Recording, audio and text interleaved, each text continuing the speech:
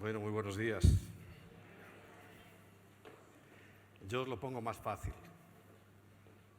Leer la Biblia y creerla y se arreglarán. Vuestra situación y la de todos, porque el tesoro que el Señor nos dejó es su palabra. En ella, ten por seguro que vas a encontrar siempre la respuesta que necesitas. A veces no encontramos porque estamos buscando cosas extrañas, pero lo que tú necesites siempre lo encontrarás allí.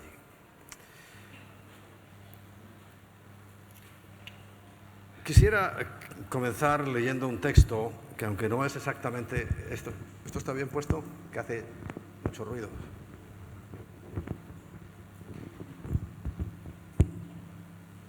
Así. Es un texto que me gustó y quiero compartir con vosotros. Está en Jeremías capítulo 9. Jeremías capítulo 9.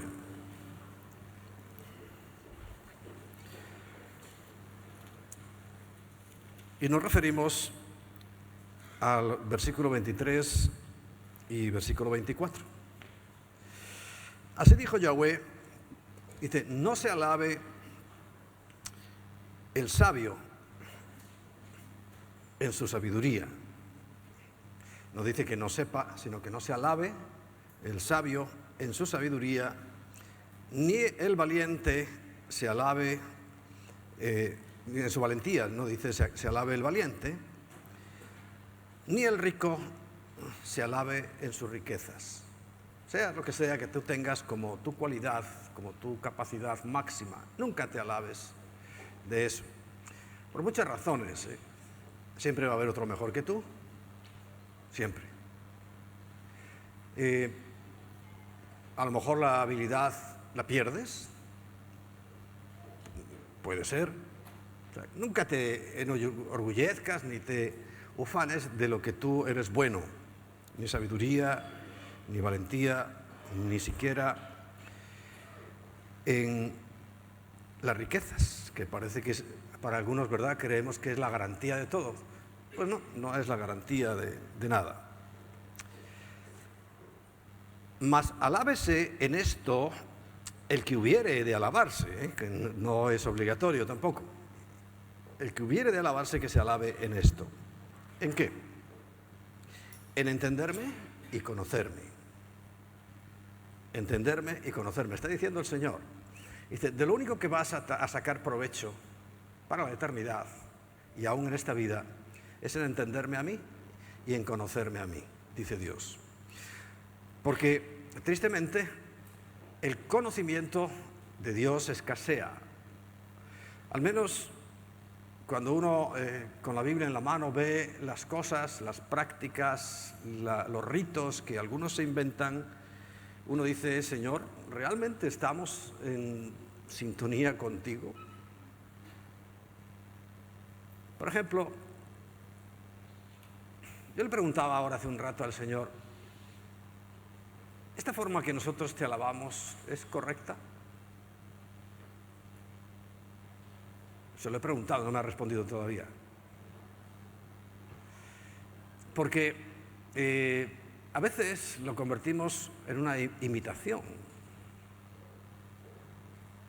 Imitación.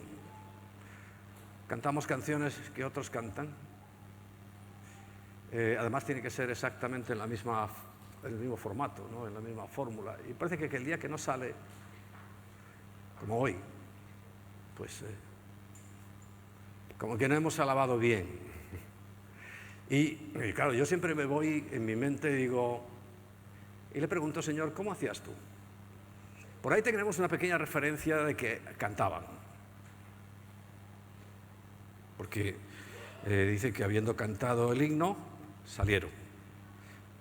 Es una referencia que hace específicamente la última vez que cenó con sus discípulos, que no es la última cena, sino la última vez que cenó con sus discípulos. Cantaban. De danza nunca he visto nada. El tiempo de David sí.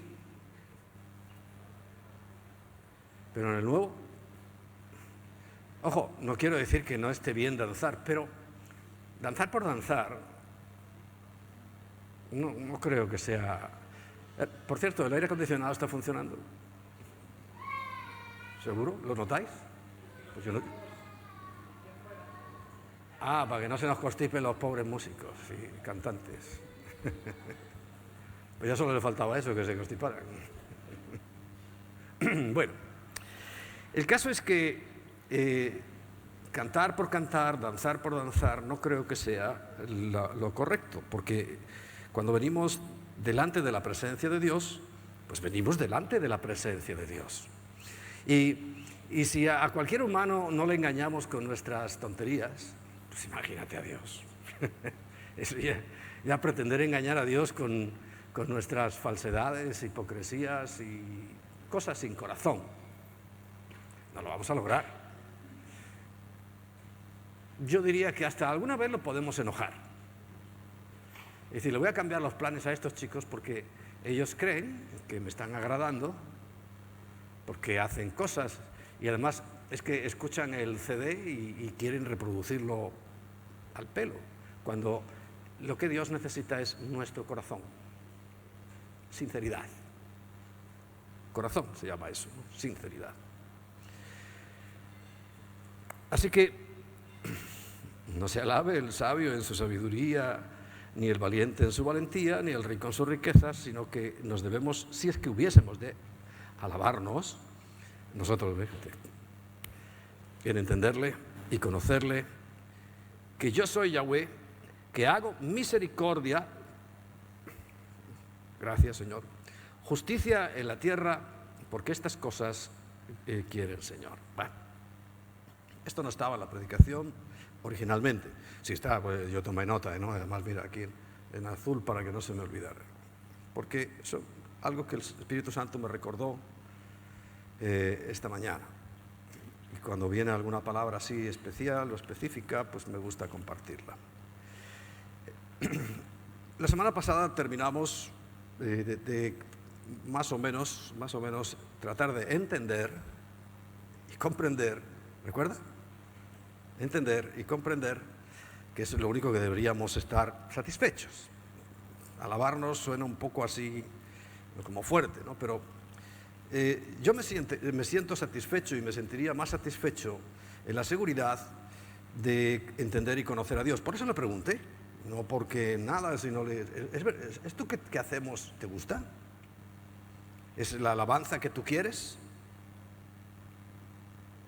Cuando sepa la respuesta lo voy a decir, con toda seguridad.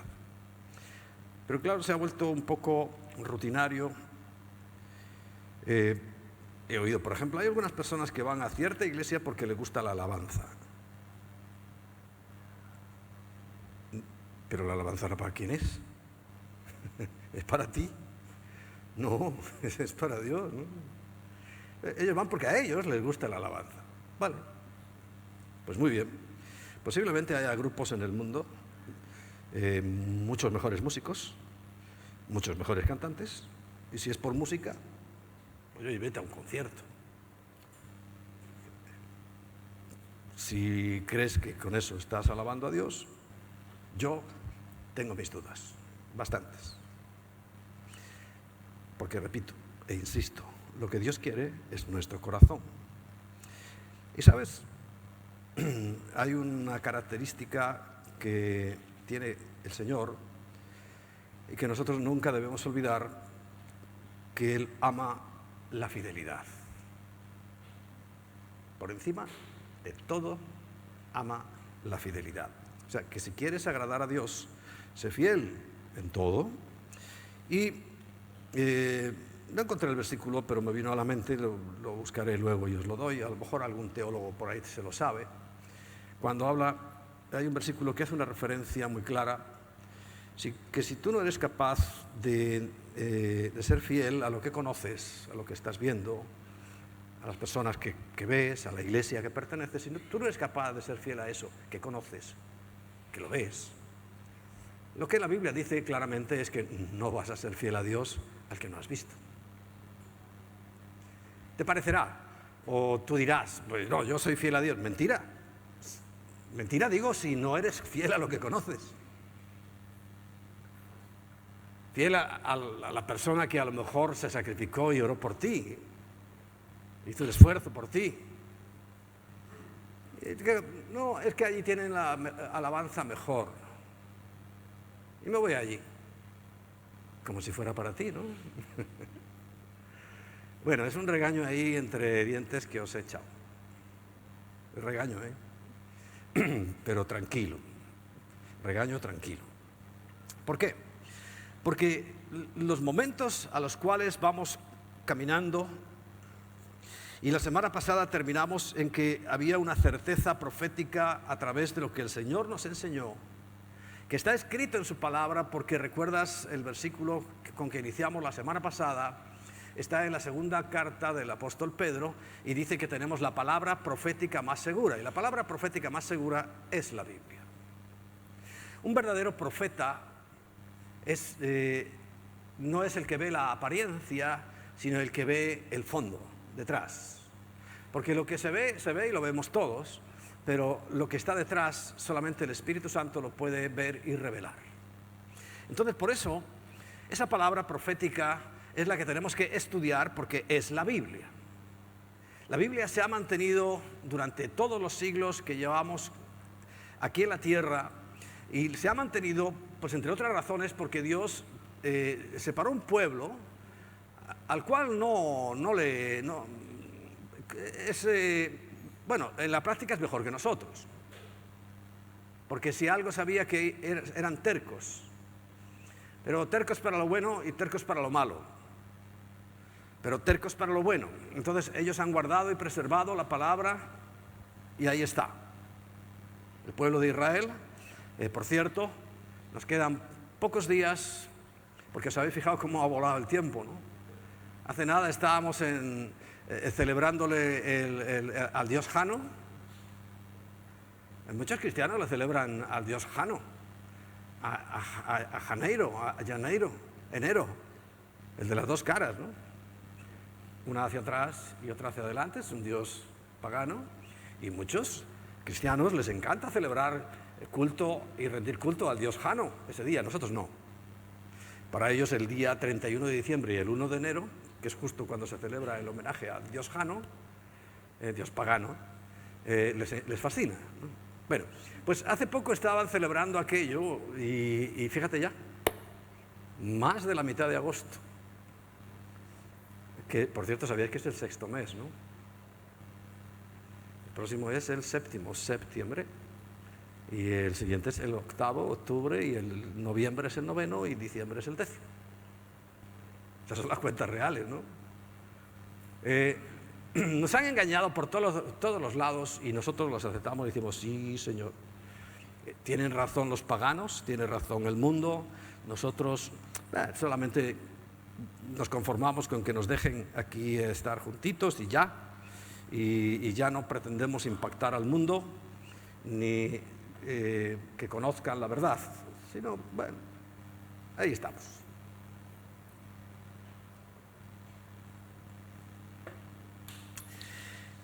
Entonces, ese aspecto profético ahí lo terminamos por ahora, en que claramente, al hacer referencia a un evento, conociendo lo que significa, ahí sí, en los que se han ocupado y preocupado y se les ha encomendado guardar la Biblia, que son los hebreos o los judíos, conociendo como ellos escriben, su mentalidad, concluyo, y hay más gente, bastante más gente, bastante no, hay más gente que concluye lo mismo, que cuando habla de que nadie sabe el día ni la hora, simplemente se está refiriendo a que las fases de la luna claramente marcan que hay 2 días, es en 48 horas que puede salir la luna, y marcar por tanto el comienzo del mes, y en ese caso del año, en el caso de la fiesta que llaman de las trompetas. Bien, por eso nadie sabe el día ni la hora, porque son 48 horas, y a lo largo de esas 48 horas, en cualquiera de los 2 días, puede ocurrir. ¿Lo entiendes? Es como los chistes de tu pueblo, que solo entienden en tu pueblo. Bueno, esto es el chiste de los judíos. Y como Jesús era judío, le escribía a judíos, etcétera, etcétera, entre ellos se entendía muy bien. Nosotros hemos tenido, a mí me ha costado tiempo entender eso, que estaba hablando de un modismo. No de que nadie supiera ni la hora, sino no sabían qué era ese día concreto, el que iba a ocurrir, un evento que ellos esperan. Por eso recuerdas, solo a modo de, para que lo tengas ahí fresco en tu mente, cuando en 1 de Tesalonicenses, primero, dice el capítulo 5, que vosotros no tenéis necesidad de que os escriba porque sabéis perfectamente, ellos, nosotros no. Ahora sí, ya estamos más enteraditos, estamos más informados y por tanto tenemos más argumentos. Bien. Si recordáis, he hablado varias veces de que iba a hablar de lo que consiste una boda judía. ¿Por qué? Porque hay una relación muy clara, muy clara. La boda y la boda hebrea, más que judía, me gusta llamar una boda bíblica. Bíblica. No es que la Biblia te dé paso 1, paso 2, paso 3 para hacer la boda, pero está en la Biblia todo lo que vamos a hablar, porque hay que ver la experiencia de otros. Siempre se habla es un pacto de matrimonio. Dos pactan. Es un pacto. Y siempre que hablamos de salvación, hablamos de un pacto.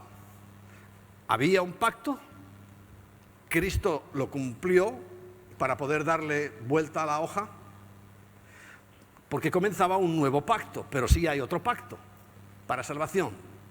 Y fíjate que la creación también tiene unas características muy similares a lo que podíamos llamar pues una boda, una unión, un pacto matrimonial.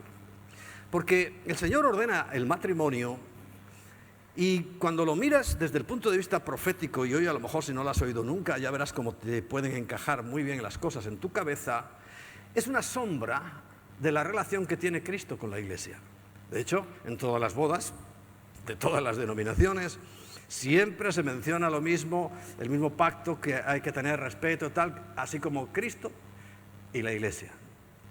O sea, que hay una similitud y es una sombra, porque en definitiva, una boda, por eso es tan importante el matrimonio y por eso el Satanás lo quiere destruir, ¿no?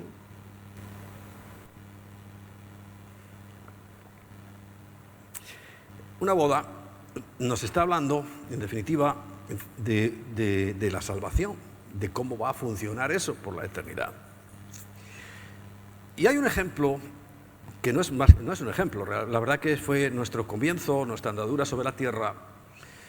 Y cuando Dios crea a Adán, pues Adán es como un tipo del Mesías. Tipo significa un símbolo, algo que podría ejemplificar al Mesías, que sabéis que llegó 4.000 años después. Y Eva, la Iglesia.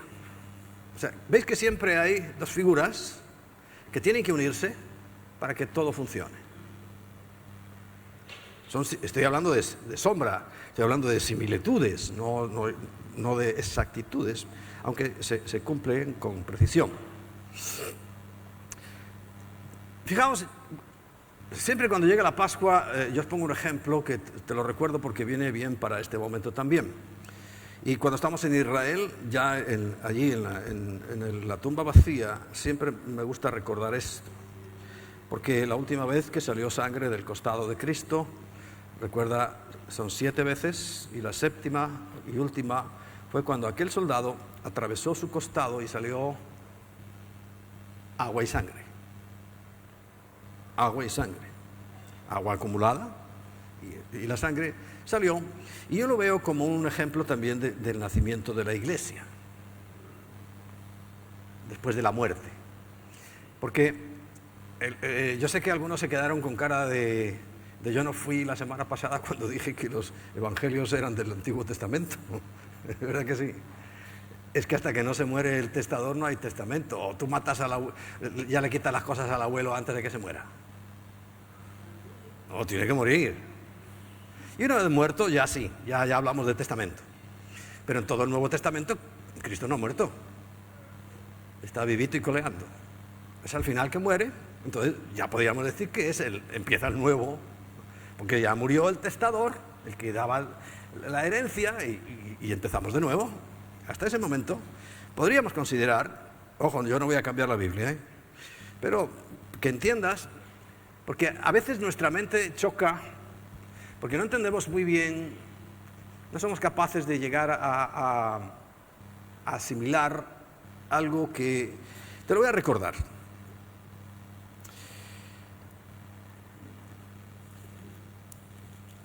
En el capítulo 10 de 1 Corintios precisamente hay algo que a mí me aclaró mucho todo esto, porque claro, uno dice, claro, pero es que todo lo que dice el Señor y es para cumplirse, efectivamente. Pero fíjate lo que dice Pablo en 1 Corintios capítulo 10 del versículo 32, hablando del tema que habla, que es precisamente sobre las costumbres religiosas, especialmente alimentarias. Ya sabéis que nuestro Dios es el vientre. Eso dice la Biblia también, y yo también lo he experimentado, y sé que nosotros muchos es el vientre. Entonces dice, no seáis tropiezo, ya para la iglesia, ¿no? Para aquí ya sí está la iglesia, y ya dice, no seáis tropiezo, ni a judíos, aunque la coma no estaba originalmente en el escrito, pero sí se puso porque es una coma, o sea, es otra, ni a gentiles, segunda categoría, y otra nueva separación con coma, que no había, pero se entiende claramente y todo el mundo está de acuerdo que hay que poner una coma, ni a la iglesia de Dios. Tres cosas distintas. Quiere decir que cuando la Biblia habla, puede hablarle a los judíos, a los gentiles o a la iglesia de Dios. No le puede decir las mismas cosas. Porque, por ejemplo, hablando de profecía, cuando tú lees Mateo 24, dice, el que esté en el campo no vuelva a tomar la túnica, y el que esté en la azotea tal, y el que esté en el templo, pues si no vamos a estar ninguno. Ahora, ni hay campo, ni se refiere a nosotros, ni estamos en el templo, porque esas palabras concretas son para judíos, coma. Para los gentiles es la advertencia de que se conviertan. Y hay otras palabras, ¿para quién? Para la iglesia de Dios. Entonces el asunto es saber cuáles son las que corresponden a cada uno. Por eso, el que se ha de alabar, que se alabe en entenderle y conocer, entender qué dice y conocer qué dice. Porque, claro, no es lo mismo la iglesia, no es lo mismo los judíos y no es lo mismo los gentiles. Y cada uno tiene su palabrita. Cuando no conocemos esta realidad, lo mezclamos todo. Ahora estamos hablando de algo que, aunque es específico para los judíos en cuanto a su formalismo, a nosotros nos viene muy bien porque nos da un entendimiento claro de cómo funcionan las cosas. Bueno, estábamos en el lanzazo y de ahí sale agua y sangre del costado. Y nace la iglesia, Pentecostés, y ahí en ese momento, cuando ya muere el testador, nace, ya empieza el nuevo pacto, que había que esperar 3 días más para la resurrección y 50 para que viniera el Espíritu Santo, pero ya en ese momento, lo dijo Jesús, ¿no? Dice, Padre, consumado es, ya terminé mi trabajo de llevarme los pecados de toda esta panda de sinvergüenzas, a los cuales amo con locura, y a pesar de que son una panda de desgraciados, los voy a salvar. Ahí terminé. Y comienza ya ese periodo de 50 días, en los cuales arranca definitivamente el proyecto iglesia. ¿Recuerda? Judíos, gentiles, iglesia de Dios. Ahí arranca. Bueno, cuando yo veo cómo funcionó lo de Adán y Eva, también me recuerda mucho eso. ¿Sabes por qué? Porque así como Cristo cayó en un sueño profundo, que llamamos, sabes que la Biblia cuando habla de dormir, habla de muerte, pero habla de dormir cuando es muerte temporal, porque va a haber resurrección. Adán también dice que cayó en un profundo sueño. Él no murió, pero cayó en un profundo sueño y justamente de un costado sacó a su compañera. Eso dice la Biblia, ¿no? Y yo creo la Biblia. Como Cristo, por eso digo que arrancó, porque cuando de su costado salió aquella sangre, aquel agua, salió la iglesia, su compañera, la que Él ha elegido para la eternidad. Aunque ya vamos a matizar un poquito más quienes participan en esa elección, porque hay muchos matices. Si entramos ya en lo que es la boda, ya me he consumido 20 minutos, madre mía, y todavía no he empezado.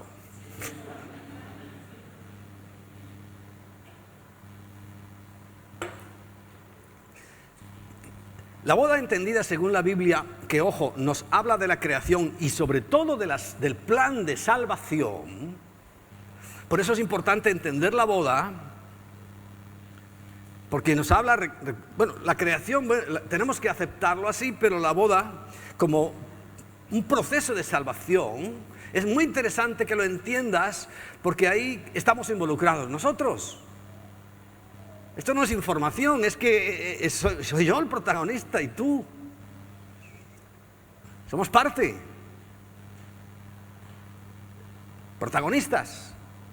Aunque Él es el máximo, no quita que nosotros también tengamos nuestra parte de protagonismo, que lo tenemos. O participación. Bien. Dos fases, como recuerdas la semana pasada, dije que había un modismo, una forma de llamar el día de las trompetas que se llamaba Kiddushim Nesuim. ¿Recuerdas? Kiddushim Nesuim. Dando a entender, y por eso hoy te voy a aclarar qué significa cada una de esas cosas, porque la boda en la Biblia realmente tiene esas dos partes. La primera, el Kiddushim, es el desposorio, y el Nesuim es la consumación de la boda. O sea, el momento en que el esposo y la esposa, hablando de la boda normal, terrestre, tienen su primer encuentro en la cama.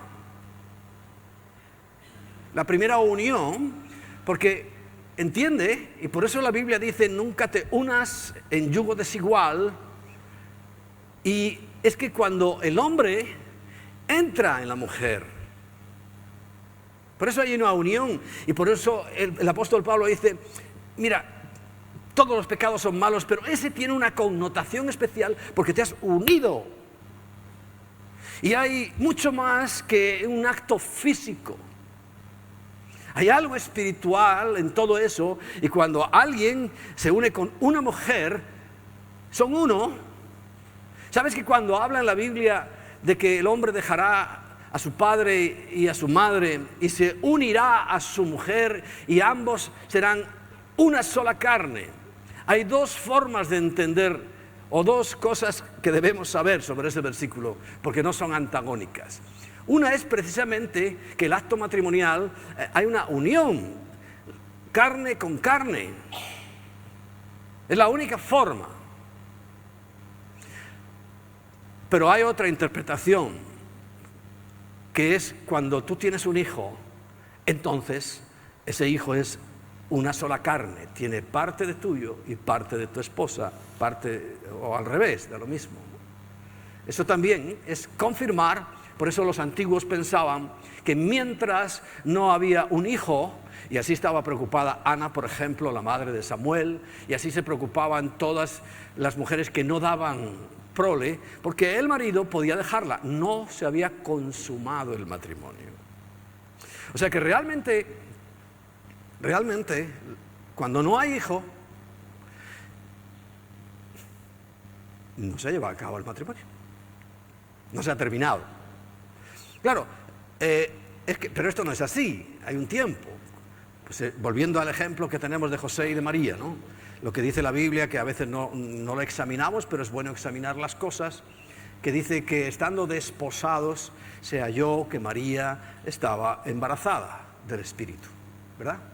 Estaba embarazada de Jesús. Y José quiso dejarla secretamente, irse, él era viajero, ¿no? Porque ya sabéis que de ahí de Belén se fueron a Egipto y hay kilómetros, ¿eh? Quiso dejarla él, iba a dejarla secretamente y quedar él como malo, diciendo, mira, la abandonó a la muchacha. Claro, y algunos dirían, y encima la abandonó embarazada, creyendo que era de él. Él se jugó su reputación también y cuando dice la Biblia que le iba a dejar secretamente, eso no le venía muy bien a él. Luego a ver quién se casaba con él. No se iba a querer casar ninguna, porque aquello era muy pequeño, ¿eh? Allí se sabía todo.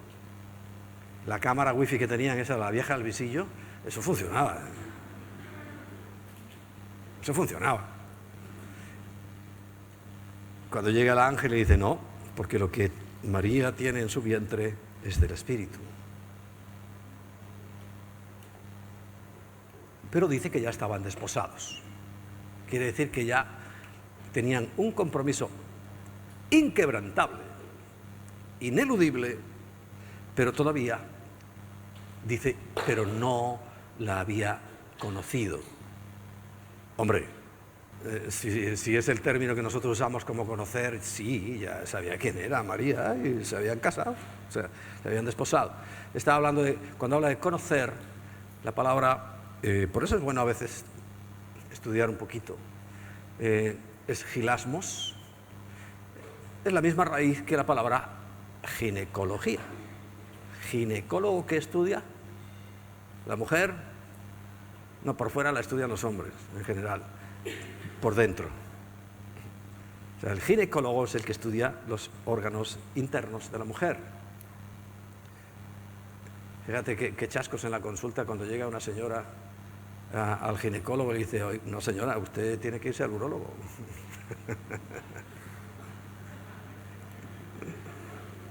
Yo no puedo mirarle a usted nada, tiene que ir al urólogo. Bien. Pero el ginecólogo, gilasmos, es la palabra traducida por conocer, es el que estudia a la mujer, por dentro. O sea que si las mujeres, si ahora os encontráis a un tipo ahí con media barba y tal, en la fila del ginecólogo, a lo mejor sí lo puede ver. Y tiene que mirarle ahí sus ovarios. Los hombres están por fuera, ¿no? Los de las mujeres hay que mirarlo por dentro. ¿Me explico?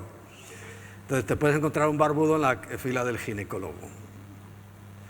Porque tiene que estar en el ginecólogo, por más que se haya dejado la barba. Por dentro no ha cambiado.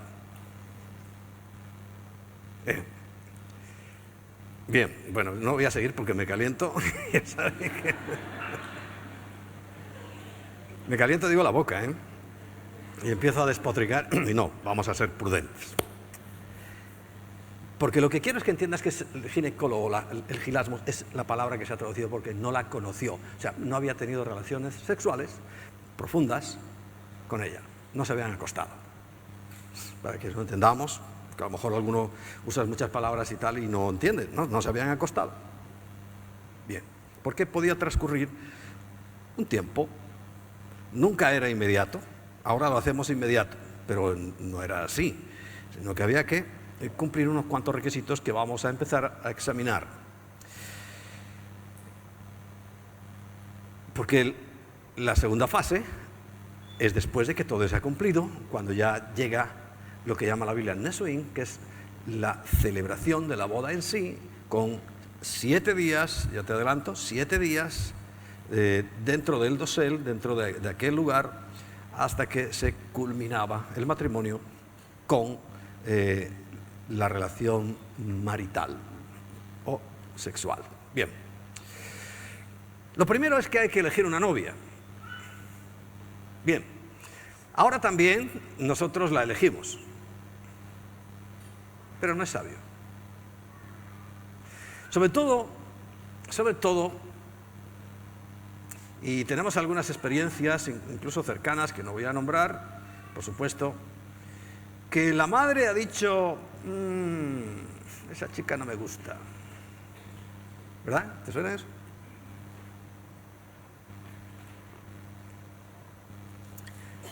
Y en la experiencia que nosotros conocemos, efectivamente la chica no era. No es que sea nuera, no era. Por eso yo creo que de ahí viene, esta es la nuera, o sí era, ¿no? Y al final, fíjate que además es la percepción de la madre generalmente. Porque en aquel tiempo los padres lo que miraban era, venía el padre de la novia y decía, ven para acá, ven para acá. A ver. Si no lo conocía, ¿qué tienes? No, pues tengo 15 cabras y 2 burros. Y con eso no tienes para nada, venga, lárgate, que a ti no te voy a entregar mi chica. Porque había que dar una dote, había que pagar un precio. Eso lo hacía el padre. Bueno, primero, en 1 de Pedro, capítulo 1, versículo 2. A ver, ahí, rápido, que se vea en pantalla. 1 de Pedro, capítulo 1, versículo 2, dice, elegidos. Alguien nos elige. Según la presciencia, que significa el conocimiento anticipado que Dios tiene de las cosas, profecía, antes de la ciencia, antes del conocimiento, de Dios Padre, en santificación del Espíritu, y nos dice, para obedecer y para ser rociados con la sangre de Jesús, dice, gracia y paz os sean multiplicados. En el capítulo 2, 1 de Pedro capítulo 2, dice el versículo 9, que más vosotros, dice, sois linaje escogido. Sabemos que la elección siempre anda por ahí. Dice, sois linaje escogido, real sacerdocio, nación santa, pueblo adquirido por Dios. Aquí yo creo que están dos. Aquí está Israel y aquí está la iglesia, porque Israel es el pueblo elegido y la iglesia es el pueblo adquirido, comprado. Para que anunciéis las virtudes de aquel que os llamó de las tinieblas a su luz admirable. Evangelización se llama eso. Vosotros que en otro tiempo no erais pueblo, pero que ahora sois pueblo. O sea, está hablando claramente de los que éramos gentiles, pero que ahora formamos parte del mismo proyecto general de Dios de salvación. No éramos pueblo, ahora sí. Pablo dice claramente, hemos sido injertados contra naturaleza, pero injertados en el olivo verdadero. Ahora sí, no tengas ninguna duda de que eres pueblo. Pero antes no, ahora sí. Juego de Pi y Blas, ¿no? En otro tiempo no éramos pueblo, pero que ahora sois pueblo de Dios, que en otro tiempo no habíais alcanzado misericordia, pero ahora habéis alcanzado misericordia. Porque la misericordia, recuerdas, y lo vamos a ver en un momento, es la primera razón por la cual Dios nos salva. Hay un ejemplo que no vamos a leer aquí ahora. Sí te recomiendo que lo leas en tu casa. Coges Génesis capítulo 2, 24, y allí vas a encontrar un relato que te dará a entender muy bien todo esto. Génesis 24, toma nota. Porque es la historia de Abraham, figura del Padre, Abraham, figura del Padre, que quiere para su hijo Isaac, figura del Hijo de Cristo, una esposa que sabemos que se llamaba Rebeca, semejante a la iglesia. Sabemos Abraham, Isaac, Rebeca, el Padre, el Hijo, la iglesia. Os decía antes que es muy importante escuchar a las mamás. En nuestro caso y experiencia cercana, por no hacerlo, al final llegó el desastre. Pero ahí habla de un criado.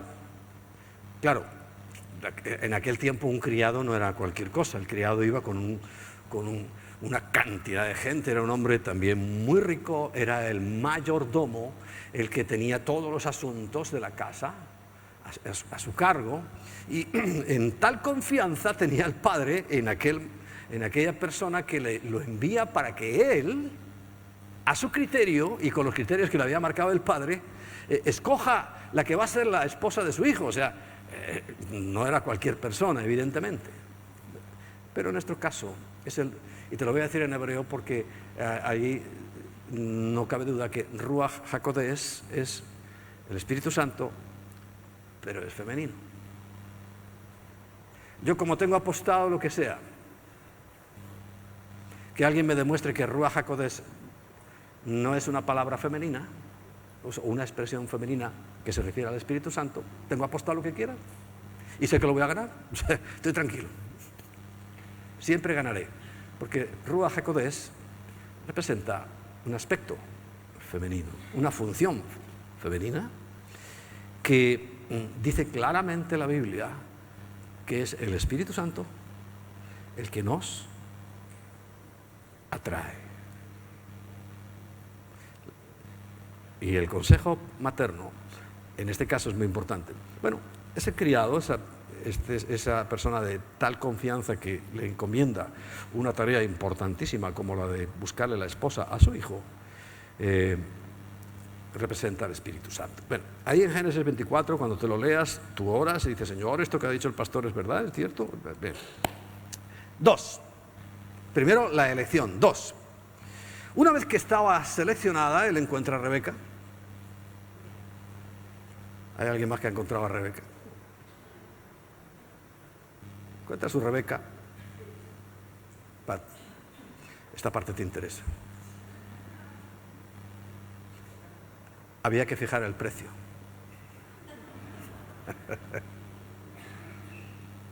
¿A qué eso no lo habíais hecho? Ah, pues es bíblico.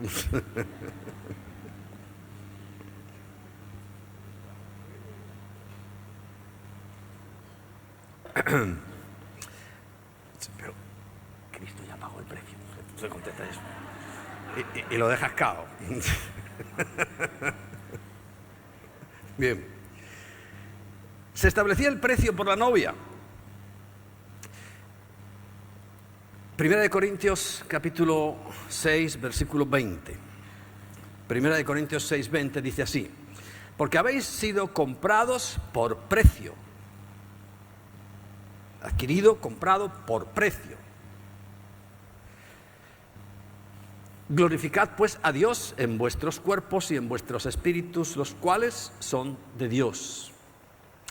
Y en nuestro caso, el precio pactado y el precio pagado fue la vida de Jesús.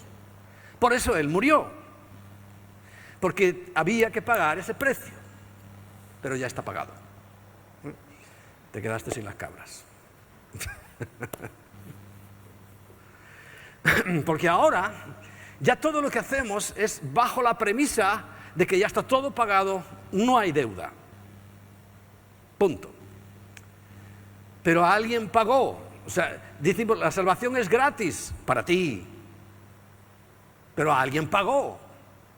Es como cuando dicen la sanidad es gratis. ¿Tú te lo crees? Eres tan tontico que te lo crees. ¿Y de dónde crees que sale el dinero? ¿Qué crees? ¿Que los médicos son espíritus que llegan a la consulta y luego se van al cielo? ¿Y vuelven a la mañana siguiente? Alguien lo paga. Ah, por cierto, tú mismo. O sea, dices, no, es gratuita. Qué ingenuidad. Es que hay gente que se lo cree. Es que todavía creen en los Reyes Magos. Y el Papá Noel. Sí, hay gente que lo cree. Bien. Sigamos. Establecido el precio, que en nuestro caso, en aquel tiempo, bueno, pues se decía, concretamente cuando llegó el que envió el padre a buscar a Rebeca, llevaba no menos de 7 camellos cargados de regalos. No menos de 7 camellos cargados de regalos. Bien. Una vez que ya está toda esa parte técnica, diciendo, bueno, esta chica me conviene, la dote que tengo que pagar es tanto, en camellos, en oro, en lo que fuera, tanto. Entonces se juntaban las dos familias y hacían el desposorio, que es el tercer paso. Son 2 fases y 12 pasos. 12 pasos, ¿eh? ¿No os suena eso? 12 pasos. Vamos por el tercero. El novio y la novia se desposan y firman un contrato. No es, aquí firmamos el papelito porque queda bien y hay que esperar al fotógrafo, si no, no vale la firma, ¿no? Hoy estamos llenos de mucha tontería, pero el contrato era lo importante. Es más, todavía me han dicho que en Israel ese contrato lo guarda además la novia de la madre, de la esposa. O sea, la madre de la novia, que me enredo. Ella lo guarda, ¿eh? Y por ejemplo, Marcelo me lo ha dicho, el mío lo tiene guardado de mi suegra. Y cualquier momento me lo saca ahí y me lo pone delante de las narices. Tú dijiste esto y está firmado. Porque ese contrato, en hebreo se llama ketubá. ¿Recuerdas? Esa fiesta tiene un modismo que se llama kiddushin, de ketubá, de contrato. En ese contrato, pues evidentemente están todas las condiciones que se establecían. No significa ni mucho menos la consumación del acto matrimonial, sino que podía pasar, pues eso, como os expliqué, el tiempo, un año, año y medio, unos meses, no lo sé. Desde el desposorio hasta la consumación. Y fíjate si es importante que trasladándolo a nuestro nivel, porque repito, esto es como una forma en la cual entendemos nuestra salvación. Cuando yo recibo a Cristo, estoy haciendo el desposorio. A ver, ya sé que tienes ahí la mente un poco dándole vueltas. Sí. Porque tú tienes que decirle a Cristo, si quiero. ¿Verdad? No lo puede decir el padre de la novia, ni del novio, ni nadie, si tú no dices si quiero. Y si la novia, y Cristo ya dijo sí. Y si la novia no dice si quiero, no hay, ya no se sigue adelante. Aquel acto terminaba ahí, bueno, pues hasta luego, encantado de conocerte, seguiremos viéndonos. Pero cuando decía sí quiero, es como cuando tú recibes a Cristo, porque a partir de ese momento quedan desposados. ¿Recuerdas? Esposas también se llama a lo que une las manos y no las puede separar. Bueno, quedan desposados ya para siempre. Otra cosa es que hagamos lo que hacemos, pero quedan para siempre desposados, unidos, mediante un contrato, una ketubá. La redacción de ese documento, que ketubá significa lo que está escrito, como también te adelanté la semana pasada, ese documento que nosotros se nos presenta es la Biblia. La Biblia, su palabra. Tú tienes, por eso nos llaman creyentes, ¿no? Porque yo creo lo que dice la palabra, todo. Entonces, como yo creo, soy creyente y sé que Dios es fiel y sé todas esas cosas que a lo mejor me explican o no, cuando me comparten de Cristo, pues digo, sí quiero, como en una ceremonia de boda, en la parte del desposorio, porque el cuarto punto es precisamente redactar esa ketubá. En ese contrato, hablando de la boda normal, se estipulan las promesas del novio y algo muy importante, los derechos de la novia. Y es así, ¿somos iguales? No. El novio tiene que decirle: yo voy a hacer esto y esto y esto contigo. Y eso se convierte en derechos de la novia. En este caso nos conviene, ¿verdad? Porque como nosotros estamos en esta parte, reclamar. Y anda que no nos gusta reclamar promesas. Es más, hay una Biblia que se llama Biblia de promesas. Y esa es la primera que se compran. En cuanto oyen de ella, se la compran. Pero las promesas no valen nada si no tienes fe. Bien. Pero son realmente, por eso decimos sí, porque confiamos en que Dios es fiel, que no nos va a engañar, que no ha mentido y que todo lo que dice en la Biblia, en este caso, va a ser verdad. Eso es fe. Creer que lo que Dios dice en su palabra es verdad. Por eso nos desposamos con Cristo.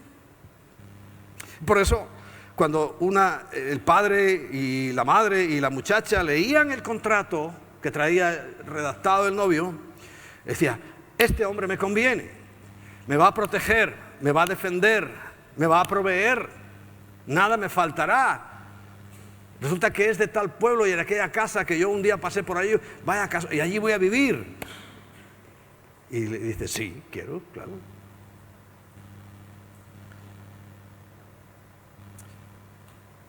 Segunda de Corintios 1:20. Recuerda, se estipulan las promesas del novio y los derechos de la novia. Primera de Corintios 1:20, hablando de esas promesas, para que sepas lo que Pablo dice de ellas a la iglesia. Pablo dice: porque todas las promesas de Dios, todas, ¿son qué? Sí. En Él. Y en Él, amén, se van a hacer. Por medio de nosotros, para la gloria de Dios. Dice: y el que nos confirma con vosotros en Cristo, y el que nos ungió es Dios. Es el Padre. El Padre está allí y Él da la bendición. Y dice: esto me gusta, esto es correcto, y lo sello, el cual también nos ha sellado y nos ha dado las arras del Espíritu en nuestros corazones. Arras del Espíritu. No es unas moneditas según la tradición católica. No. También evangélica, ¿no? Las arras son unas moneditas. No. Las arras es una garantía absoluta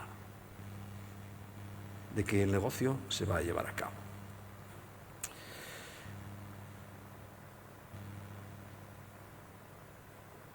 Quinto. Recuerda, cuarto es, se redacta el documento. Y quinto, la novia debe dar su consentimiento.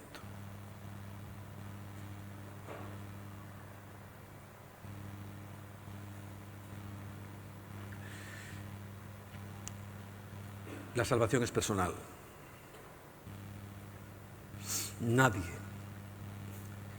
Nadie lo puede hacer por ti. Creo que la desesperación, porque, ¿sabes? Hay una información que está escrita en lo más profundo del ser humano. El ser humano tenemos una capacidad que se llama conciencia.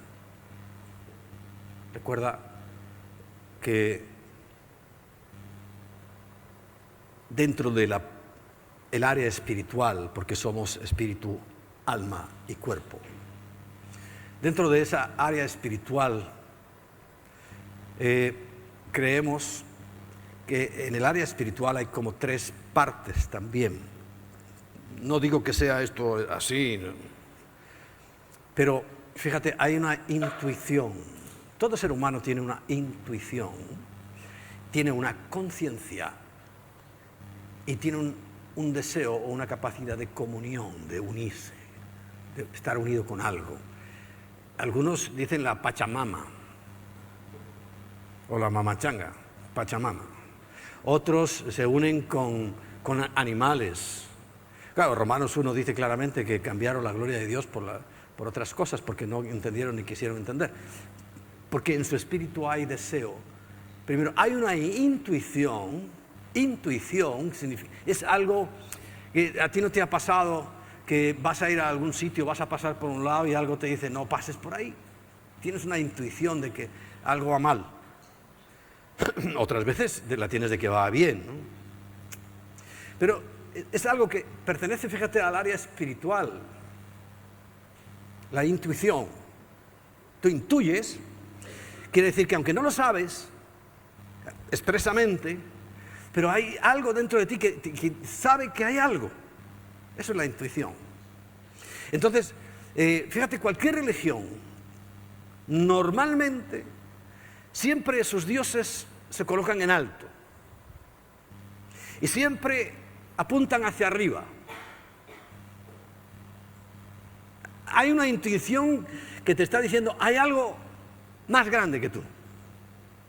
Algo que está por encima de ti. Algo que te supera. Es la intuición propia. Claro, cuando tú no encuentras la verdad, pues buscas, y hay personas que tienen una mayor sensibilidad espiritual y necesitan adorar algo. Pero esto ha pasado siempre, en toda la historia de la humanidad, en todas las culturas, la que vayas encontrando y todas las que vas estudiando, todas tienen sus dioses. No estoy diciendo que tengas razón porque no la tienen, estoy diciendo que la intuición funciona. Es algo que está ahí. El área de la conciencia, que también forma parte del espíritu, es la que me guía en mi caminar. Entonces, al principio, Dios creó al hombre con una conciencia pura, limpia. Y es más, hubo una época, hasta la aparición de la ley,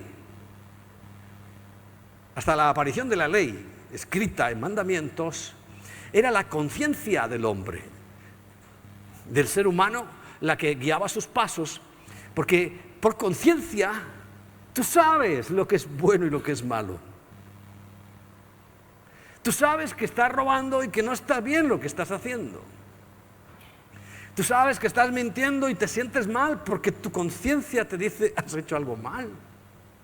Y así cualquiera de las conductas, si nuestra conciencia estuviera lo suficientemente limpia, claro, en Cristo Jesús sí se limpia, pero estoy hablando antes, o en todas las posibilidades, la conciencia te guía, te hace sentir bien, porque también la conciencia cuando haces algo bueno, sabes que es algo bueno y te sientes bien, pero te dice generalmente lo que es malo, y sabes que es malo. ¿Entiendes? Y todo eso desemboca en un deseo de tener una relación con alguien. Por eso se establecen los ritos religiosos. Para nosotros no existen, porque es Cristo el que suple todo. Pero para el resto de las religiones siempre tiene que haber un rito para tener esa comunión, para estar unido con ese Dios, con esa forma que han adoptado según las diferentes zonas y costumbres, pero recuerda, fíjate que esas tres cosas funcionan así, y funcionan en todos los seres humanos, en todas las épocas, incluido hoy. Porque, por más que digan que hoy no hay ateos, no hay ateos, no existe eso, es una tontería, es una terminología, es decir, no creo en la Biblia, pero si crees en algo. Porque generalmente su Dios es, ya hemos dicho lo que dice la Biblia, el vientre, el dinero, la familia, la juerga. Hay un Dios, hay algo que adoras, hay algo que quieres, hay algo que te gusta, algo que buscas. Algo siempre habrá un Dios. Dice, no tengáis dioses ajenos. Y no solamente se refiere al aspecto puramente de la idolatría, sino a algo más profundo, que es ante quien yo me rindo, a quien yo adoro. Por eso es importante que demos el consentimiento. Fíjate, hay un ejemplo claro. En el monte Sinaí, para confirmar que este es el contrato, es la Ketubá, en el monte Sinaí desciende Moisés después de que Dios mismo redacta este contrato. Dios mismo redactó este contrato. Y recuerda lo que hace Moisés, se lo lee al pueblo. No baja y ya, no, se lo lee. El ser un creyente no significa ser un idiota. Si es que nuestra base es la Biblia. No tenemos que creer, no, yo soy creyente y me trago todo lo que me dicen. No, hijo, no, si te lo tragas es porque no lees la Biblia. Es tu problema. Entonces Moisés baja y lee lo que Dios le dijo, lo que estaba escrito en aquellas tablas. Dejemos el romanticismo y a... ¿Quién era el actor de la clásica? Charlton Heston, eso no. ¿Quién era? Eso, Charlton Heston. Dejémonos de esos romanticismos. Pero él leyó aquel escrito, aquel Ketubá, y se lo leyó al pueblo. Y todo el pueblo, dice, está en Éxodo 24, te lo puedes leer completo y lo entenderás bien. Bajo este concepto, ves como cuando entiendes estas cositas, como que ya vas a la Biblia y dices, hombre, mira, esto se está refiriendo a esta cosa. Bueno, en Éxodo 24 es justamente cuando relata eso. Pero el versículo 3, vamos a leerlo hoy exclusivamente, Éxodo 24:3, y dice, y Moisés vino y contó al pueblo todas las palabras de Yahweh y todas las leyes. Y todo el pueblo, recuerda, el pueblo, ¿quién es? La novia. Y todo el pueblo respondió a una voz y dijo, haremos todas las palabras que Yahweh ha dicho. Ha dado el sí quiero. Lo dio en la ley. Pero ahora, ¿sabes que ese evento lo recordamos cuándo? El día de Pentecostés. Y en el nuevo pacto, después de que ya ha muerto Cristo y ha resucitado, en el nuevo pacto celebramos Pentecostés como la llegada del Espíritu Santo. Y cuando llega el Espíritu Santo, llega a tocar nuestra vida y a darnos vida en el Espíritu. Entonces ya nuestra intuición es una certeza de la existencia de Dios. Nuestra conciencia es totalmente cambiada porque además es alimentada por la palabra, y cada vez que lees, nuestra conciencia, que podía estar distorsionada, totalmente alterada, vuelve a tener el orden correcto y ya nuestra comunión es directa con Dios. Amén. Esa es la realidad. Pero también tenemos que decir, si quiero.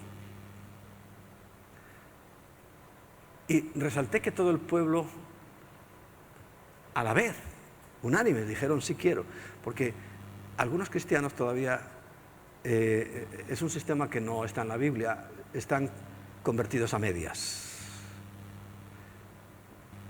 Es sí y no. A lo mejor hoy está escuchando esto aquí alguien y dice, oh sí, no, tengo que entregarle mi vida a Cristo. Y estás ahí tranquilo en tu casa, llega una llamada de un amigo, oye, que tenemos aquí un fiestón, ¿qué tal? Y no sé qué, y de, venga, para allá voy. ¿Y dónde quedó Cristo? Porque ahí vas, yo no tengo nada en contra de las fiestas. Bueno, o sí. Porque generalmente es de borrachera, adulterios, destrucción. No me gustan. En mi forma personal, creo que no son buenas. Pero claro, yo no te voy a decir no vayas a ninguna. Simplemente te voy a decir que es raro que si tú estás enamorado de Cristo, a la vez hagas eso. Raro. No lo entiendo. No me encaja en mi pequeño cerebro, ¿no? Que puedas servir a Dios Y como dice la Biblia, y al mundo. Y andamos así a caballo. Dios y el mundo. Eso no existe. Eso se llama tibieza. ¿Y recuerdas lo que dice el Apocalipsis sobre la tibieza? Dice, los vomitaré de mi boca. Bien. Evidentemente no voy a terminar los 12 pasos.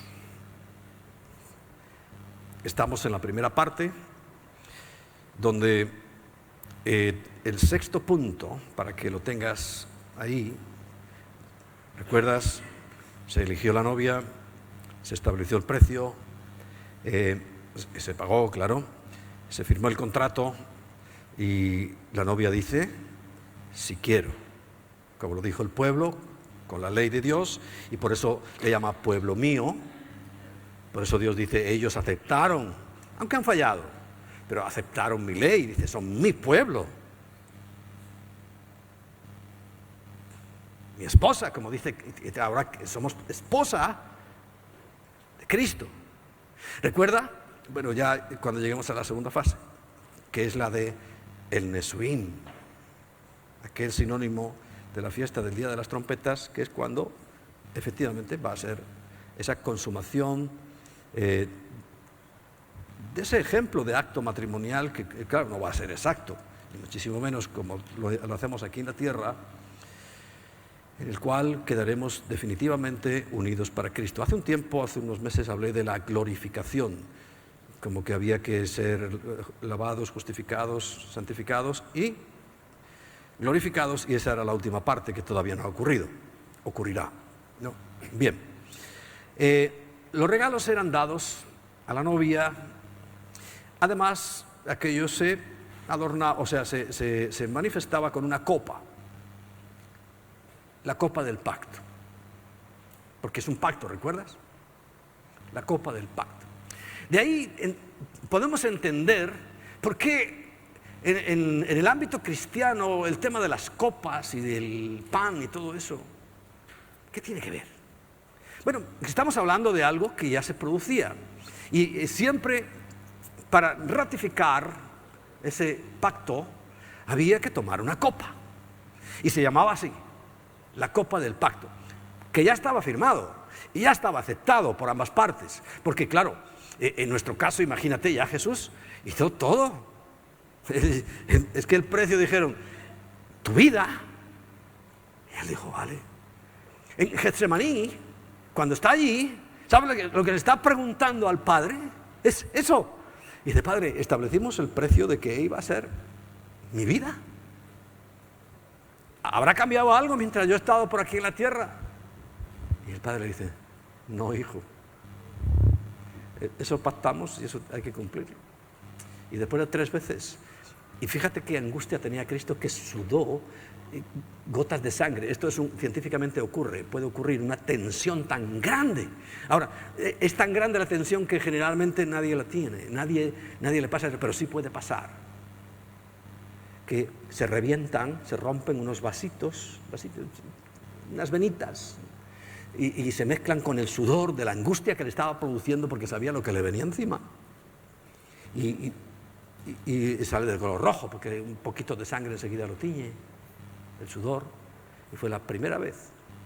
Te he contado la última, cuando salió a la iglesia, y esa fue la primera cuando se angustió tanto por ella, por la iglesia, por su novia. Y dijo, esto me va a costar muchísimo, es que, o sea, saber todo lo que te va a pasar, pero vas a saber, como él es Dios, lo sabía exactamente, pero le iba a pasar como hombre. Y como hombre le dolía. Y allí dijo, bueno. Ya cuando lo decidió, salió tranquilo y dice, ya dejar de dormir. Porque los que le acompañaban están todos dormidos, igual que nosotros, ¿no? No ha cambiado mucho el panorama. Pues cuando diga, ayúdame a orar, que sepas que se van a dormir, que no te van a hacer ni caso. Eso de ayúdame a orar, no lo hagas, es que se van a dormir, no van a orar, para ser exacto. Muy difícil que alguien te diga, sí, sí, voy a orar, hermano, porque yo lo decía, ¿no? A ver, vamos a velar. Y allí se lo conté, ya, venga, ya podéis estar tranquilos que ya está todo arreglado. Pero no los necesitó a ellos, necesitó a su padre. Y ahí se arregló todo. Bien. Entonces, esa copa, fíjate que antes os dije que con lo que hizo Jesús con sus discípulos no fue la última cena o la cena de Pascua, sino que fue la última vez que cenó con ellos. Por cierto, prometió que lo iba a hacer otra vez, porque estamos hablando de la primera parte, estamos hablando del Kiddushín, estamos hablando del desposorio. Imagínate cuando ya se celebra el matrimonio, ahí ya es 7 días, 7 días, ya copas y venga y alegría y todo eso que tú sabes. Entonces, esa copa, los discípulos le preguntan una vez, Mateo 20, 22, y Jesús le responde, ¿no sabéis lo que pedís? Porque ellos le decían, ¿no? Allá en el cielo podemos tomar la copa contigo. Dice, ¿podéis beber del vaso que yo he de beber y ser bautizados con el bautismo con que yo soy bautizado? Y ellos dijeron, podemos. Fíjate, aquí en el nuevo pacto Jesús le está diciendo lo mismo. Compromiso. Si dices que sí, vamos adelante. Ahora, si dices que no, pues yo te respetaré y te dejaré ahí, pero no tendrás las promesas. No irás a mi casa. Yo he tenido muchas, porque no ha sido así, pero he tenido varias novias, pero solo vivo con Emma. Los demás no viven en mi casa. Pues porque dijeron que no, porque no se dio, por lo que fuera, pero solamente con la que dijo que sí. Ahí estamos. ¿Qué estará diciendo?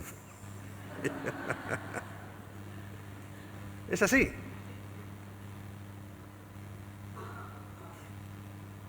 Algunas, si vieran nuestra casa, dirían, ¡hoy lo que me perdí! Pero sabes, cuando vean lo que va a pasar, la eternidad, y vean el cielo y digan, ¡ay, lo que me perdí! Por andar con mi religioncita, ahí con mis santitos. Sabiendo que Dios dice claramente, no te harás imagen ni semejanza alguna de lo que está arriba en el cielo, ni la tierra, ni las aguas debajo de la tierra. No te inclinarás a ellas, no las honrarás. Porque yo soy Yahweh, celoso y fuerte, que visito la maldad de los padres sobre los hijos hasta la 3ª y 4ª generación de los que me aborrecen. Pero hago misericordia a millares a los que obedecen mi palabra. Segundo mandamiento. ¿Es así? Y dirán, lo que me perdí. Por eso yo estoy hablándolo antes y no después. Y el rito de los esponsales queda listo cuando se le da algo de valor a la novia y ella lo acepta. En nuestro caso es el anillo. Nosotros ni siquiera usamos las moneditas esas. A mí, además son 13, ¿no? A mí me parece algo pagano, algo esotérico, algo que tiene que brujería. El anillo es de oro, ¿eh? Después de tantos años todavía está aquí, o sea, era de oro. Es algo valioso, porque tú no le das nada valioso a alguien si no quieres comprometerte con ello. Entonces, dice que Jesús nos dio dones como un compromiso de amor y lealtad, y lo más importante es la presencia del Espíritu. Este es el famoso pasaje que se menciona en todas las bodas, Efesios capítulo 1, dice el versículo 13, vamos a ir solamente al 13 y al 14. Dice, en él también vosotros, habiendo oído la palabra de verdad, el contrato, la ketubá, el evangelio de vuestra salvación, porque ahí están las condiciones que son mis derechos, y habiendo creído en él, habiendo aceptado, ahora sí soy un creyente porque creo en el contrato, fuisteis sellados con el Espíritu Santo de las promesas. ¿Y qué es eso? Las arras de nuestra herencia, la garantía de nuestra herencia. Amén. Hasta la redención de la posesión adquirida para la alabanza de su gloria, para el día de la boda. ¿Cuándo va a ser la boda? Bien, en el arrebatamiento. 7 días son 7 años. Por eso, esos 7 años en el cielo. Recuerda que cuando empecé a hablar de esto, hablamos de eventos paralelos en el cielo y en la tierra, ¿no? Fue el primer mensaje, creo que en este año, que cuando empezamos a hablar paralelos. En el cielo, boda; en la tierra, destrucción. Tribulación como nunca antes la ha habido ni la habrá jamás, paralelamente. Paralelo significa que son líneas que nunca se encuentran, nunca se van a juntar. Por eso yo quiero que estemos en la línea de arriba, en la que, aunque estemos aquí un tiempo, tenemos la esperanza de que Él volverá. Primero a recogernos a nosotros, porque queda este asunto todavía sin hacer. Estamos desposados con Él si es que has aceptado a Cristo como tu Señor. Porque cuando una mujer en el Oriente Medio se desposa a su esposo, ¿sabes cómo le llama? Mi Señor. Pero no es una humillación, es que Él es mi dueño. Y no porque haya pagado, sino porque lo amo, lo respeto. Y le llamo mi Señor porque es que yo no quiero otro. No soy una fulana que anda por ahí de juerga en juerga, entregándole mi cuerpo al primero que llega. Eso es así. Por eso, ¿recuerdas? Se valora la fidelidad. Mucho. Más de lo que te imaginas. Aunque creo que tú lo tienes claro. Bien, en ese momento se toma esa copa que van a compartir los dos. Recordad que nosotros lo hacemos, todo esto más o menos lo hacemos en nuestras ceremonias, y hay el momento que yo he procurado darle este esquema, ¿no? Por eso, claro, ha roto el esquema normal de las bodas. Cuando la copa la beben los dos, y por eso insisto, primero novio, el primero que se bebió la copa. ¿Qué le decía al Padre allá en Getsemaní? ¿Recuerdas? A ver, Biblia. Si es posible, pasa de mí esta copa. O sea, le estaba diciendo, me quedo soltero.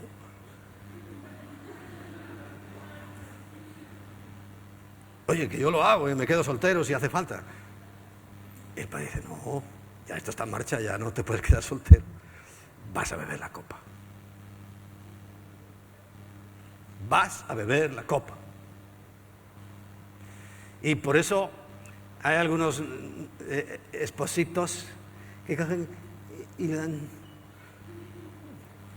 un sorbecito. Yo no sé si Harvey los prepara bien, pero digo, oye, que la copa se bebe toda.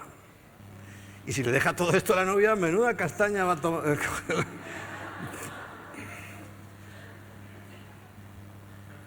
Digo, tú te lo bebes casi todo y le dejas a la novia un poquito. Aunque hay novias, que...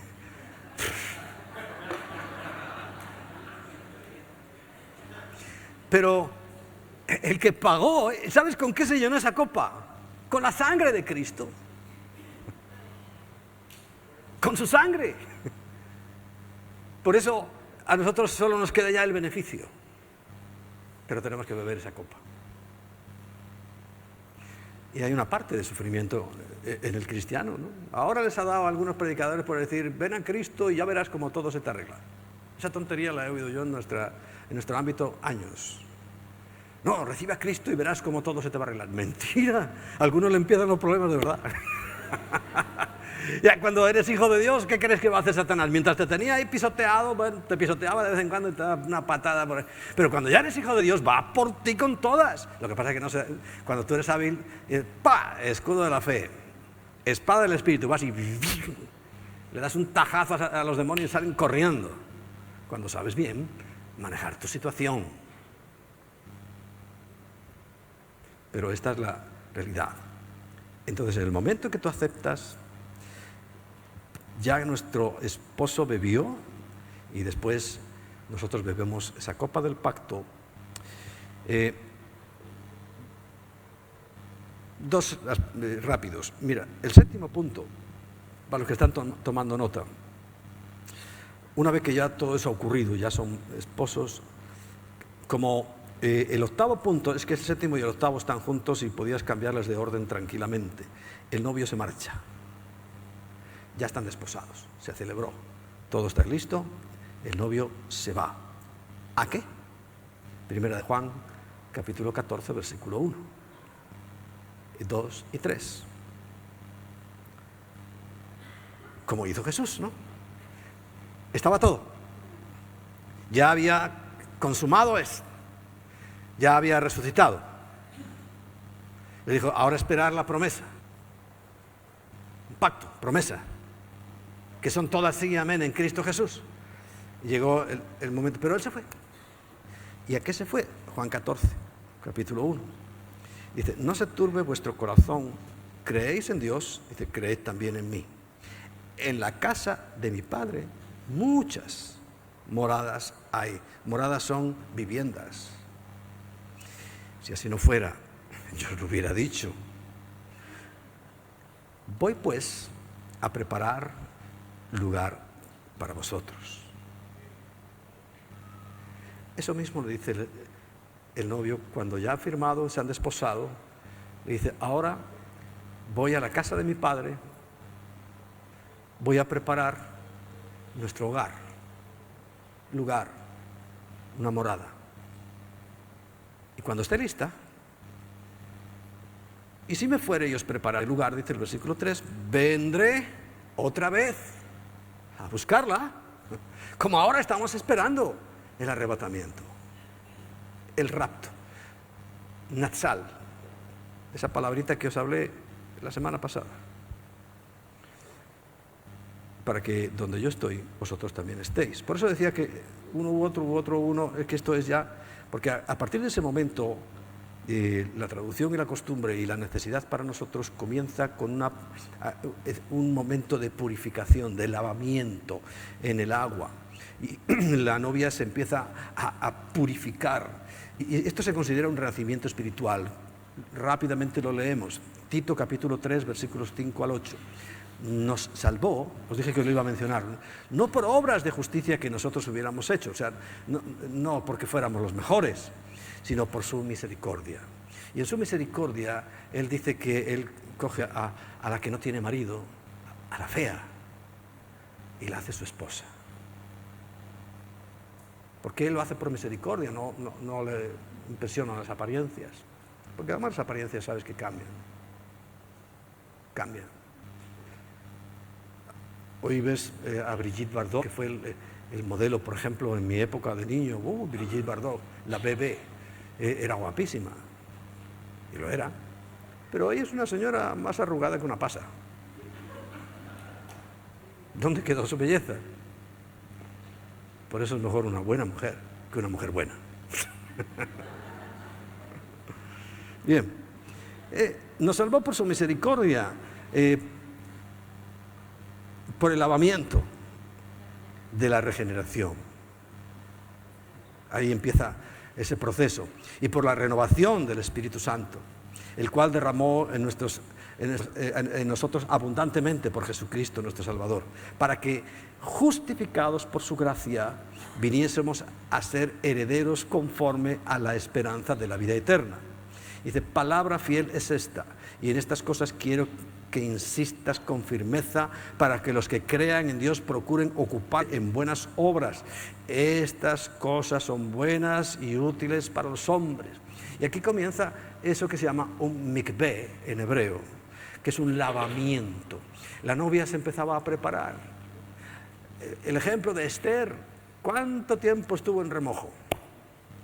Aguas rosas, aguas con aceites aromáticos, de tal manera que cuando llegó a la presencia de que era su esposo, pero tenía tantas, se había lavado tanto, se había purificado tanto, se había limpiado tanto, que él la ve y solo de la vista dice, ostras, y le pregunta, ¿estás de de las de mi harén. Y le dice, sí, sí, ojo.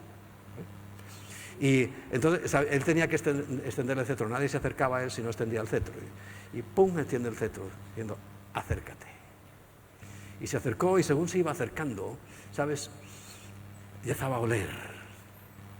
Aquello que ya no solamente era un perfume, estaba literalmente en remojo. Léelo, en la Biblia es así, y ya su cuerpo olía a rosas. Y él empezaba a oler y dice, oye, qué bien huele esta chica, qué maravilla. Y empieza a oler, y cuando ya la tiene cerca, y dice, pídeme lo que quieras. Claro, nosotros no impresionamos a Dios por eso, pero yo creo que en cierto modo sí.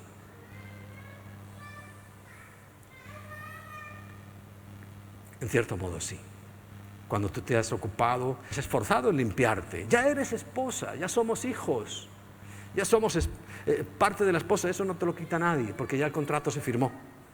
Pero cuando tú te has esforzado en este mikvé, en este lavamiento, pues cuando nos acercamos a Cristo, no es que haya cristianos de primera y de segunda, no los hay. Hay enchufados. Sí. Hombre, los que tenemos hijos, yo solo tengo uno, y el mío es el primero, el último, el alfa y la omega, porque no hay más, pero los que tenéis varios, a que hay alguno que sabe buscarla, que se prepara. Bien. Y podríamos decir que termina la primera parte, el desposorio. Para que ahora, y esto mismo inicia la segunda parte, que es la preparación para aquel momento, cuando sonará la trompeta, cuando se oirá el grito, ahí viene el esposo, no hay ninguna sorpresa, y cuando él viene y el esposo venía y se la llevaba al lugar que había preparado en la casa del Padre. ¿Y la casa del Padre nuestro dónde es? Fíjate, cuando nos enseña a orar, ¿qué dice? Padre nuestro que estás en... Y nos lleva, amén. Bueno, puestos en pie, ahora sí, ya.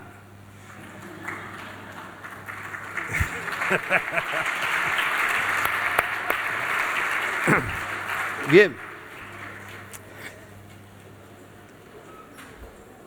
Fíjate cómo esto recrea que somos ahora parte de ese proyecto magnífico, ejemplificado de muchas maneras, pero este nos da una idea clara de lo que Dios está haciendo con nosotros.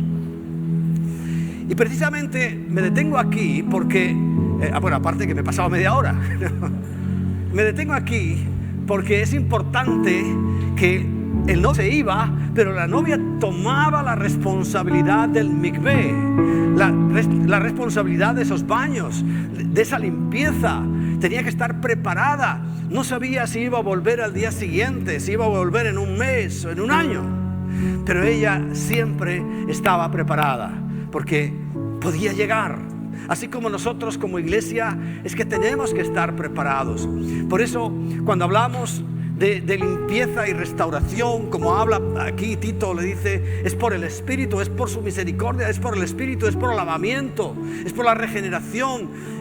¿Qué razón tiene la Biblia cuando dice, si alguno está en Cristo, ya le pertenece a Cristo? Dice, las cosas viejas pasaron, y aquí todas son hechas nuevas, todas.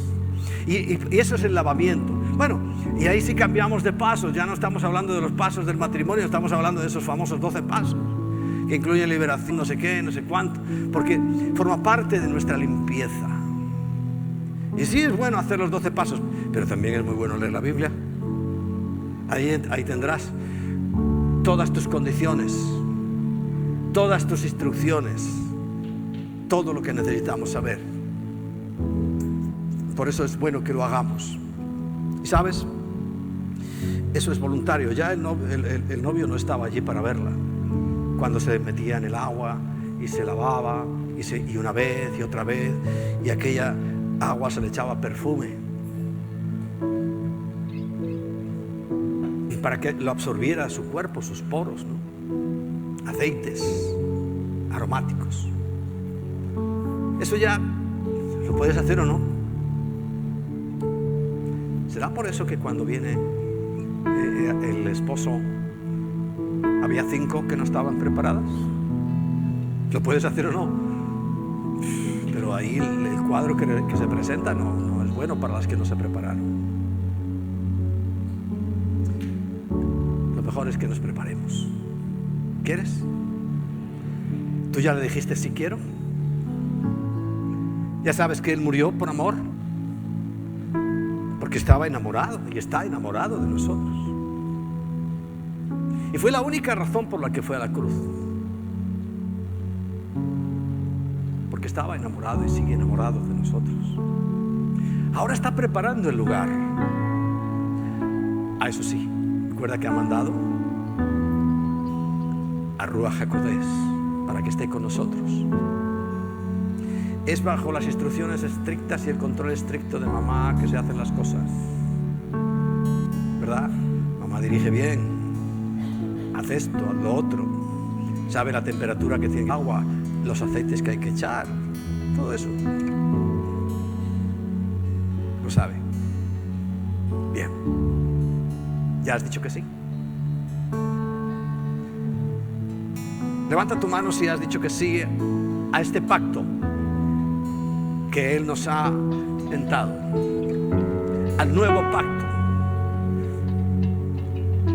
al pacto en el cual Él entregó su vida. Y el Padre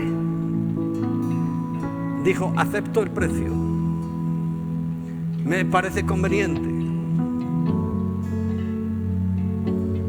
Y como ya lo aceptó y ya aquella copa se llenó con la sangre, Él la tomó y nosotros también la tomamos, y por eso ya estamos desposados con Él. Pero hemos tenido que decir: sí quiero. Ya le has dicho sí quiero. Pero sí quiero es sí quiero. No vale, ya me lo pensaré. Tiene que ser un compromiso. Los pactos son un compromiso. Imagínate que tienes tu contrabajo, es un pacto. Y dices: no, esta semana no voy, me apetece. Es un pacto que firmaste. Y si no lo cumples, tienes las consecuencias. Aquí no es lo mismo, pero es un pacto firmado. Es un pacto sellado. Es un pacto con una garantía. Pero tienes que decirle: si quiero. ¿Sabes? Te lo voy a pedir que lo digas en voz alta, a la de 3. 1, 2 y 3. ¡Sí quiero! Amén. Dale un aplauso.